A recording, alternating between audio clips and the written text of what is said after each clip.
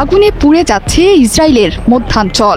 গাজায় যখন আগ্রাসনের সব সীমা ছাড়িয়ে যাচ্ছে ইসরায়েল, ঠিক তখনই মধ্যপ্রাচ্যের কসাই বেনিয়ামিন নেতানিয়াহুর দেশ থেকে ভেসে এলো আর্তনাদ। ভয়াবহ দাবানল ছড়িয়ে পড়েছে দেশটিতে।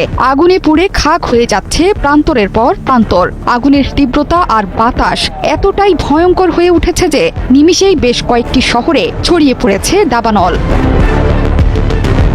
এরই মধ্যে শহরের বাসিন্দাদের নিরাপদ দূরত্বে সরিয়ে নেওয়া হয়েছে। আগুনের তীব্রতায় সড়কে বন্ধ আছে যান চলাচল। রেল লাইনের কাছে আগুন ছড়িয়ে পড়ায় বন্ধ আছে ট্রেন চলাচল।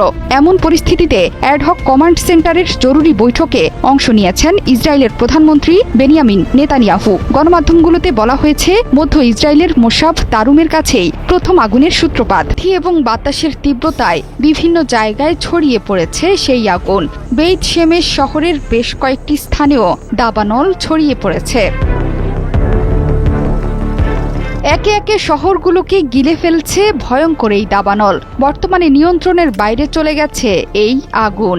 এশতাওল, বেইত মেইর এবং মেসিলাত জিয়ন শহর থেকে বাসিন্দাদের সরিয়ে নেওয়া হয়েছে। ভয়াবহ আগুনের ফলে সড়কের গাড়ি চালকরা তাদের যানবাহনকে ফেলেই শহর ছাড়তে বাধ্য হয়। জনগণকে সতর্ক থাকা এবং ক্ষতিগ্রস্ত এলাকা থেকে দূরে সরে যাওয়ার নির্দেশ দিয়েছে পুলিশ। দাবানল ছড়িয়ে পড়া এলাকা থেকে জেরুজালেমে যাওয়ার গুরুত্বপূর্ণ সড়কও বন্ধ করে দিয়েছেন তারা।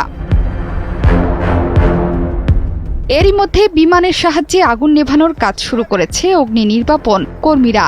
আগুন নেভাতে গিয়ে 7 জন দমকল কর্মী সহ কমপক্ষে 9 জন আহত হয়েছেন। ফায়ার অ্যান্ড রেস্কিউ অথরিটির মুখপাত্র জানান, আগুন নেভাতে গিয়ে 9 জন আহত হয়েছেন। তাদের মধ্যে 7 জন দমকল কর্মী এবং 2 জন বেসামরিক নাগরিক।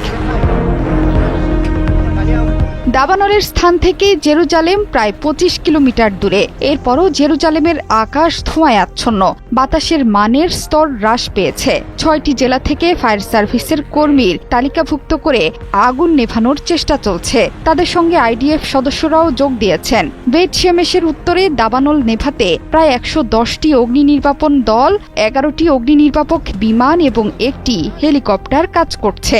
এছাড়াও ইসরায়েলি বিমান বাহিনী, উদ্ধার পরিষেবা এবং পুলিশ কাজ করেছে। দাবানলের ঝুঁকিপূর্ণ এলাকাগুলোতে পর্বতারোহীদের খোঁজে তল্লাশি চালাচ্ছেন কর্মকর্তারা। দীর্ঘ ও শুষ্ক গ্রীষ্মকালের কারণে ইসরায়েলে এর আগেও অনেকবার দাবানল ছড়িয়ে পড়ার ঘটনা ঘটেছে। একই ঘটনা ঘটেছে আমেরিকার নিউ জার্সিতেও। সেখানেও তীব্র দাবানলের সাথে লড়ছে মার্কিন জনগণ। যে কোনো সময় ক্যালিফোর্নিয়ার মতো রূপ ধারণ করতে পারে নিউ জার্সিও। জোহরা চৌধুরী, সেতু 71।